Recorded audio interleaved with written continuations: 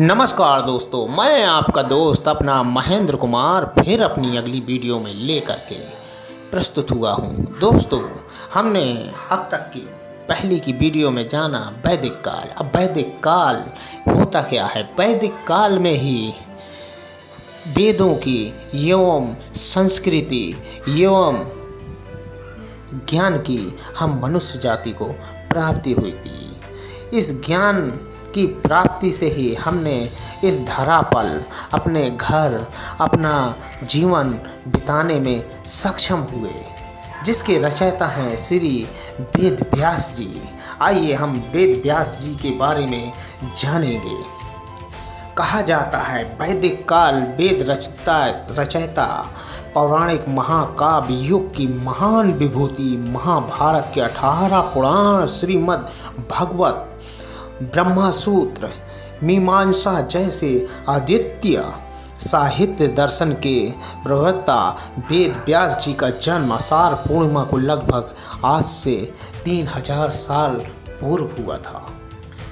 वेद दर्शन आदित्यवाद के संस्थापक वेद व्यास जी ऋषि पराशर के पुत्र थे। अब हम जानते हैं वैदिक काल की आगे की कहानी, जिनसे पुराणों से इनके इस महान प्रसाद से हम मनुष्य जाति ने इस धरा पर कैसे अपना राज्य स्थापित किया। हम बात करेंगे कुरु के राजा से।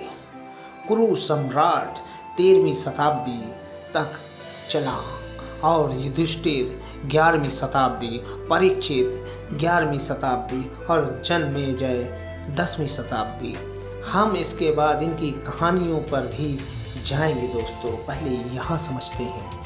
कहा जाता है धरती के महान सम्राट कुरु के वंशजों को भारत में कौरव कहा जाता है, जबकि अन्य देशों में इनके वंशजों को अलग अलग नाम से पुकारा गया है। लेकिन ये इतिहासकारों के लिए शोध का विषय हो सकता है कि क्या इराक की प्राचीन जाति कुरोश और अरब की कुरैश भी कुरु के वंशज हैं। हालांकि भारतीय पुराणों के अनुसार ययाति के 5 पुत्रों में से 2 अनु और ध्रुवा का राज्य अफगानिस्तान से अरब और मिस्र तक था, जबकि पुरु, यदु और तुर्वस का राज्य भारतीय उपमहाद्वीपों में था। सम्राट कुरु से कुरु वंश चला। इस वंश से एक महाप्रतापी राजा हुए और उन्होंने धरती पर अपना साम्राज्य स्थापित कर भिन्न भिन्न संस्कृतियों एवं धर्म और राज्य की व्यवस्था का विकास किया। यहाँ उस सम्राट कुरु का जीवन परिचय दिया गया है। ययाति के 5 पुत्र थे, जिनमें से पहले का नाम पुरु था और दूसरे का नाम यदु और तीसरे का नाम तुर्वस और चौथे का नाम अनु और सबसे बाद का ध्रुवा, जो कि 5वां था। इन्हें वेदों में पंचनंद कहा गया है। कहा जाता है आज से लगभग 7200 साल ईसा पूर्व, अर्थात आज से 9200 वर्ष पूर्व ययाति के इन 5 पुत्रों का संपूर्ण धरती पर राज्य माना जाता था।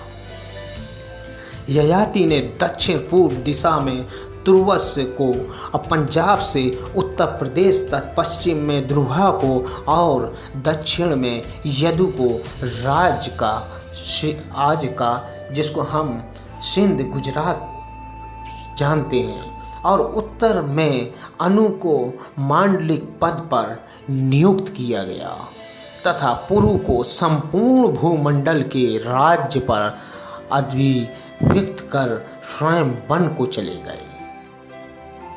दोस्तों, अब हम जानेंगे अपनी अगली वीडियो में कि उसके बाद ये कहाँ से राज्य बनना चालू हुए। कैसे कैसे किन किन विभूतियों का इस धरती पर नाम आज भी अंकित किया गया है। इतिहास से जो हम भूल गए हैं उसको हम बाखूबी फिर से दोहराएंगे। दोस्तों, इतिहास हमेशा हमें अपनी हर गलती और हर एक विपदाओं से लड़ने की क्षमता देता है। इतिहास हमारे लिए एक महत्वपूर्ण सीख और एक पाठ है। इसलिए मेरे दोस्त, कभी इतिहास भुलाना नहीं चाहिए। हाँ तो दोस्तों, आपको ये वीडियो कैसी लगी? यदि आपको वेद व्यास जी की आपको जीवन परिचय के बारे में आगे और भी कुछ जानना हो या उनके विषय पर कोई वीडियो हो तो आप मुझे बताइएगा, मैं उसको बना के ज़रूर डालूँगा। तो दोस्तों, हम बात करते हैं इस समय की। आजकल जैसे कि विंटर का समय चल रहा है, शीत ऋतु का समय आते ही हर कोई प्रसन्न हो जाता है, क्योंकि इस समय में स्नैक्स खाने का अपना ही एक अलग मज़ा रहता है। लेकिन दोस्तों, स्नैक्स हो या कोई भी चीज़ हो, क्वांटिटी अपनी पर्याप्त रखना चाहिए, जिससे हमारे शरीर में कोई वृद्धि ना हो। इसलिए दोस्तों, खान पान में और अपने शरीर को विशेष रूप से ध्यान में रखते हैं और छोटे छोटे वायरलों से बचें, जैसे सर्दी जुखाम बुखार से। दिन में इस समय कम से कम एक चाय ज़रूर पिएं तुलसी अदरक की। तो चलिए दोस्तों, मैं मिलूँगा आपको अपनी अगली वीडियो में। यदि आपको ये वीडियो मेरी पसंद आई हो तो लाइक और कमेंट और साथ में सब्सक्राइब ज़रूर कराएं और बेल आइकॉनिक को ज़रूर दबाएं। तो चलिए दोस्तों, अलविदा दोस्तों, फिर मैं आपसे